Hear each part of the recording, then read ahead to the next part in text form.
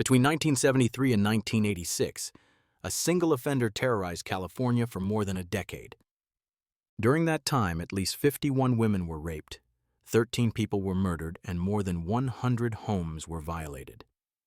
The attacks spanned multiple cities, crossed jurisdictions, and evolved in method. For years, investigators believed they were hunting different criminals. They were wrong. Statistically, serial offenders who remain unidentified for more than 10 years are rare. Even rarer are those who operate across regions, alter their methods, and successfully evade capture into old age.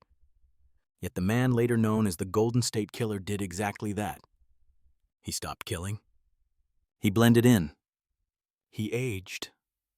And for more than 40 years, he lived as if his crimes belonged to another lifetime. These horrifying stories are more than just cold headlines on the front page. They represent the limits of traditional investigation and the long shadows cast over victims whose cases never reached court. To follow each file as it unfolds, subscribe now and stay alert. Because in true crime, time does not erase truth. It only delays it. The Golden State Killer was not always known by that name. In the early 1970s, residents of Visalia, California, were plagued by a burglar called the Visalia Ransacker. Homes were entered quietly. Furniture was overturned. Women's underwear was scattered. Pets were killed. Valuable items were often left behind while small personal objects were taken. Over roughly 20 months, more than 100 burglaries were linked to the same offender. At the time, the crime seemed invasive but survivable. Then the violence escalated. By 1976, attacks in Sacramento and surrounding communities revealed a different pattern. The offender became known as the East Area Rapist. He stalked neighborhoods. He conducted surveillance. He called victims in advance. He entered homes armed and methodical, targeting women and later couples. Control was central to his crimes. Fear was deliberate. Between 1979 and 1986, the offender changed again. Murders began to appear in Southern California. Couples were attacked in their homes. Victims were beaten or shot. Sexual assault preceded death. The cases were attributed to the original Night Stalker. For decades, no one realized the rapist in Northern California and the killer in the South were the same man. By the time DNA technology matured enough to link the crimes in 2001, the trail had gone cold. Suspects were investigated and eliminated. Leads dried up. The killer had vanished into ordinary life. He married. He worked. He raised children. And he was never arrested. What finally ended his anonymity was not a confession or a witness. It was science. Specifically, genealogical DNA testing, aided by modern computational analysis, allowed investigators to identify distant relatives and reconstruct family trees reaching back into the 19th century. From that data, one name emerged: Joseph James DeAngelo. In April 2018, after decades of silence, he was arrested. In 2020, he pleaded guilty to 13 counts of murder. He was sentenced to multiple life terms without the possibility of parole. This is not just the story of a serial killer. It is the story of how numbers, data, and persistence finally caught up with a man who believed he had outrun history. Before California knew him as a rapist or a killer, Joseph James DeAngelo was something else entirely. He was a prowler, a burglar, a presence felt more than seen. Between 1973 and 1975, residents of Visalia, a small agricultural city in central California, began reporting a string of unsettling home invasions. The offender did not take televisions or cash. He did not smash windows or force doors. Instead, he slipped inside quietly, leaving behind a sense of violation that lingered long after the intruder was gone. Police labeled him the Visalia Ransacker.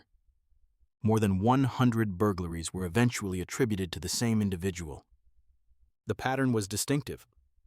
Drawers were pulled open. Personal items were disturbed. Women's underwear was scattered across bedrooms. Small objects were taken while valuables were ignored. In several cases, family pets were found injured or killed. These acts were not random. They were deliberate. According to investigative reports, the ransacking appeared designed to send a message rather than acquire property. The offender demonstrated an intimate familiarity with the neighborhoods he targeted. He favored homes near parks, canals, or open fields, areas that provided escape routes. He struck at night, often while residents slept. In some cases, he returned to the same homes multiple times. The repetition suggested surveillance. The offender was learning, testing boundaries, refining control. In September 1975, the Visalia ransacker crossed a line that would redefine the threat he posed. Claude Snelling, a journalism professor at the College of the Sequoias, confronted a masked intruder who was attempting to abduct his daughter from their home. During the struggle, Snelling was shot and killed. The suspect escaped. For investigators, the implication was immediate and chilling. The burglar was now a murderer. Shortly after the killing, the ransacking stopped. At the time, police believed the offender had either fled the area or been apprehended for an unrelated crime. There was no evidence to suggest he had transformed. No indication that his behavior would escalate further. That assumption would later prove catastrophic. By 1976, a new pattern emerged hundreds of miles north in the suburbs of Sacramento. Home invasions began again, but these were different. The offender now entered occupied homes while residents were awake. He was armed. He restrained victims using shoelaces and ligatures brought with him. He spoke. He threatened. And he raped. Investigators called him the East Area Rapist. Between 1976 and 1979, at least 51 sexual assaults were linked to the East Area Rapist. His methods were calculated. He conducted extensive surveillance before attacking, sometimes calling victims to learn their routines. He entered homes through sliding glass doors or unlocked windows. He stacked dishes on the backs of male victims and warned that any sound would result in death. The threat was not empty. The fear was absolute. The offender displayed a sophisticated understanding of police response times and investigative procedures. He moved between jurisdictions, complicating coordination between departments. He altered his appearance. He left misleading evidence. In several instances, he taunted law enforcement by calling police stations or victims after attacks. The calls were short, controlled, and deeply unsettling. Despite the scale of the crimes, investigators failed to identify the offender. Suspects were questioned and eliminated. Composite sketches circulated. Community meetings were held. Fear spread. Yet the attacks continued. Then abruptly they stopped. By late 1979, the East Area Rapist vanished. For years, no similar assaults were reported. Many believed the offender had been incarcerated or had died. Others speculated he had moved out of state. Few considered the possibility that he had changed again. In December 1979, a young couple, Robert Offerman and Deborah Manning, were found murdered in their Southern California home. The scene bore similarities to earlier rapes. The victims were bound. Sexual assault had occurred. The killer had struck at night and disappeared without a trace. Additional murders followed in the early 1980s. The offender became known as the original Night Stalker. At the time, these cases were investigated separately. The geographic distance and apparent differences in victim profiles obscured the connection. It would take more than 2 decades for DNA evidence to confirm what investigators had missed. The burglar, the rapist, and the killer were the same man. Joseph James DeAngelo did not disappear. He adapted. As the crimes escalated, so did his caution. He refined his techniques, minimized risk, and eventually stopped altogether. By the mid-1980s, the attacks ended. DeAngelo settled into a life that appeared unremarkable. He married. He raised children. He worked as a mechanic. Neighbors described him as quiet. Some recalled a temper. None suspected a predator. The evolution of his crimes reveals a pattern that investigators would later recognize as escalation rather than transformation. Each phase built upon the last. Control replaced curiosity. Violence replaced intrusion. And when the risk grew too great, he stopped. For decades, his victims waited without answers. Their cases sat dormant, connected only by fear and unanswered questions. It would take a new era of science to expose what decades of investigation could not. And that reckoning was still to come. When the East Area Rapist abruptly stopped attacking in Northern California, investigators were left with a troubling void. There was no arrest. No suspect taken into custody. No death notice. The offender simply vanished. At the time, law enforcement agencies interpreted the silence as relief. In hindsight, it was only a pause. In December of 1979, more than 400 miles south, a married couple was found dead inside their home in Goleta, California. Robert Offerman and Deborah Manning had been bound, beaten, and shot. The crime scene revealed signs of sexual assault. The attack had occurred at night. The offender entered quietly and left without a trace. To detectives in Santa Barbara County, the case appeared isolated. There was no immediate reason to connect it to the East Area Rapist. Jurisdictions were fragmented. Databases were limited. DNA analysis was still in its infancy. What investigators did not yet understand was that the offender had shifted, again, not only in geography but in intent. Over the next several years, similar murders occurred across Southern California. In Ventura County, a young couple was attacked. In Orange County, another woman was found sexually assaulted and killed inside her home. The victims were often couples.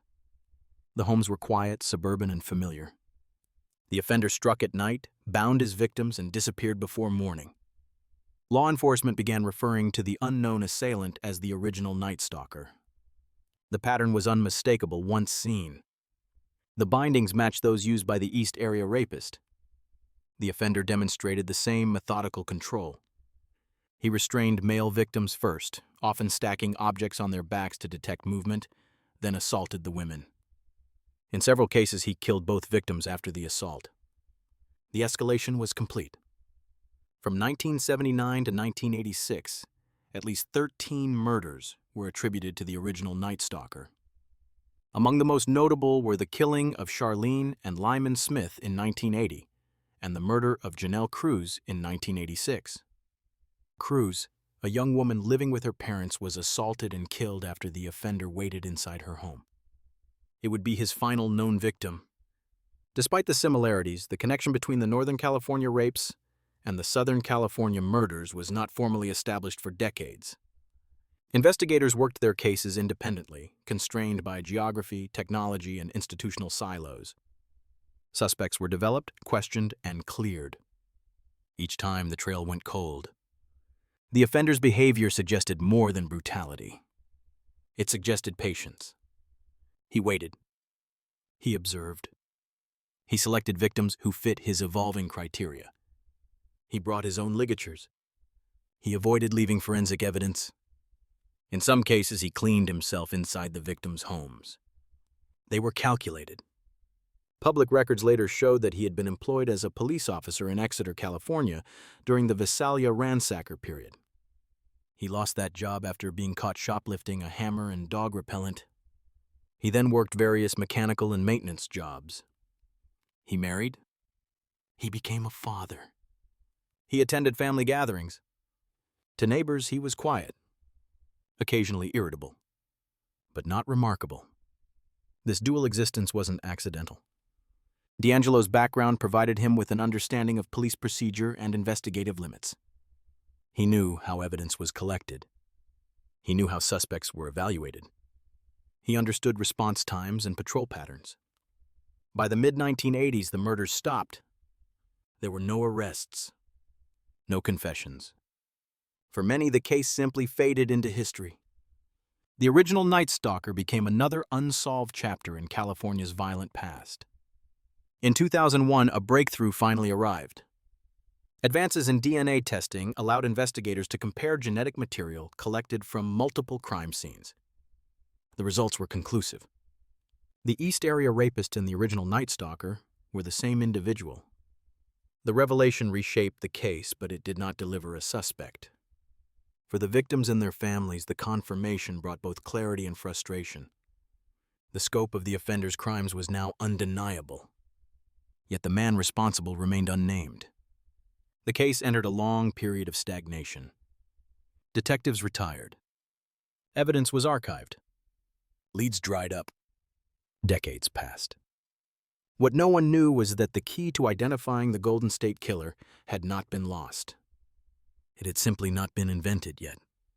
And when it finally arrived, it would change criminal investigation forever. By the early 2000s, the case of the Golden State Killer had entered a familiar and discouraging phase. Investigators knew more than ever before, yet they were no closer to an arrest. DNA evidence had finally linked the East Area rapist and the original Night Stalker into a single offender. The scope of the crimes was now undeniable. But the identity of the man behind them remained hidden. Traditional investigative methods had reached their limits. Over the years, thousands of tips had been reviewed. Hundreds of suspects had been questioned. Many had been excluded through DNA testing. The remaining possibilities narrowed, then vanished. Detectives who had spent their careers chasing the offender retired. Evidence was boxed, cataloged, and stored. For the victims and their families, justice seemed permanently out of reach. What changed the trajectory of the case was not a confession, a witness, or a mistake by the killer. It was a shift in how identity itself could be reconstructed. In 2017, investigators turned to a relatively new approach, known as forensic genetic genealogy. Unlike traditional DNA analysis, which compares a suspect's DNA directly to evidence from a crime scene, genealogical testing works outward. It searches for partial matches among distant relatives who have voluntarily submitted their DNA to public ancestry databases. The principle was simple but powerful. Even if a killer never provided his own DNA, someone related to him might have a cousin, a second cousin, a distant relative tracing family history. From those fragments, a family tree could be built. This approach had already shown promise in identifying unknown remains and resolving decades-old cases. Applying it to one of the most notorious serial offenders in American history, however, carried both technical and ethical challenges. The task of leading this effort fell to a team that included investigators and a specialist named Barbara Ray Venter. She was not a police officer. She was a genetic genealogist skilled in reconstructing family lineages across generations using DNA data and historical records. The process was painstaking. DNA recovered from Golden State Killer crime scenes was uploaded to a public genealogy database under a law enforcement alias. Almost immediately, partial matches appeared. None were close relatives. There were no siblings. No children. Only distant cousins, some separated by 5 or 6 generations. From there, the real work began.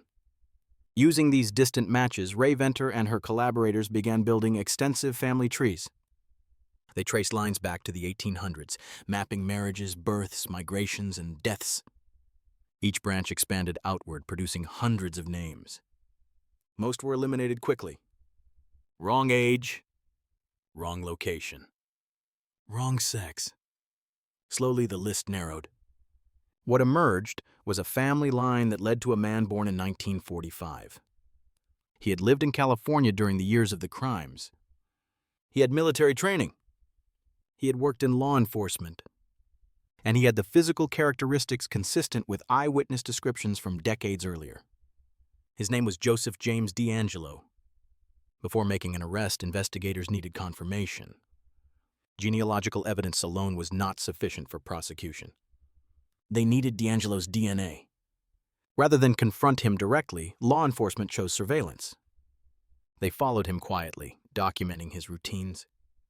He lived an unremarkable life in a suburban neighborhood. He went grocery shopping. He worked on his motorcycle. He interacted with neighbors. Nothing about his behavior suggested urgency or fear. At one point, investigators retrieved a discarded tissue from his trash. Later, they collected DNA from the handle of his car. The samples were analyzed and compared to the crime scene evidence. The match was definitive. On April 24, 2018, Joseph James D'Angelo was arrested outside his home in Citrus Heights, California. He was 72 years old. When officers approached him, he showed little resistance. According to reports, he appeared confused, even frail. The man who had once terrorized entire communities was taken into custody without incident. The arrest sent shockwaves through law enforcement and the public alike. For decades, the Golden State Killer had been a faceless monster. Now he was an aging man in handcuffs. In the months that followed, prosecutors built their case carefully. The evidence was overwhelming. DNA linked D'Angelo to multiple murders and assaults. Survivors were given the opportunity to confront him in court. For many, it was the first time they had seen the man responsible for the trauma that shaped their lives. In June 2020, Joseph James D'Angelo entered a guilty plea to 13 counts of murder and admitted to dozens of other crimes. In exchange, the death penalty was taken off the table. He was sentenced to multiple consecutive life terms without the possibility of parole. The courtroom was silent as victims spoke. Some expressed anger, others relief. Many described a sense of closure they had never expected to experience. The case of the Golden State Killer became a landmark moment in criminal justice, not only because a prolific offender was finally held accountable, but because it demonstrated the transformative power of science. Genealogical DNA, supported by modern computational analysis, had succeeded where decades of traditional investigation had failed. At the same time, the arrest raised important questions about privacy, about consent, about how far technology should reach into personal data in pursuit of justice. Those debates continue today. What remains undisputed is this: a man who believed he had outrun his past was ultimately undone by the very thing he could not control: biology. And with that, one of the longest-running manhunts in American history finally came to an end. When Joseph James D'Angelo stood in the California courtroom in 2020, the man before the judge bore little resemblance to the figure who had haunted the state decades earlier. He was elderly, frail, silent, yet the weight of his crimes filled the room. For the victims and their families, this moment had been 40 years in the making. By pleading guilty to 13 counts of murder and admitting responsibility for dozens of additional crimes, D'Angelo avoided the death penalty. In return, he received multiple consecutive life sentences without the possibility of parole. The legal outcome was decisive. The moral reckoning, however, was far more complex. For survivors of the East Area Rapist, the courtroom became a place of confrontation and reclaiming power. Many spoke directly to D'Angelo, describing the long-term impact of the assaults. Careers altered, relationships damaged, decades lived under the shadow of fear.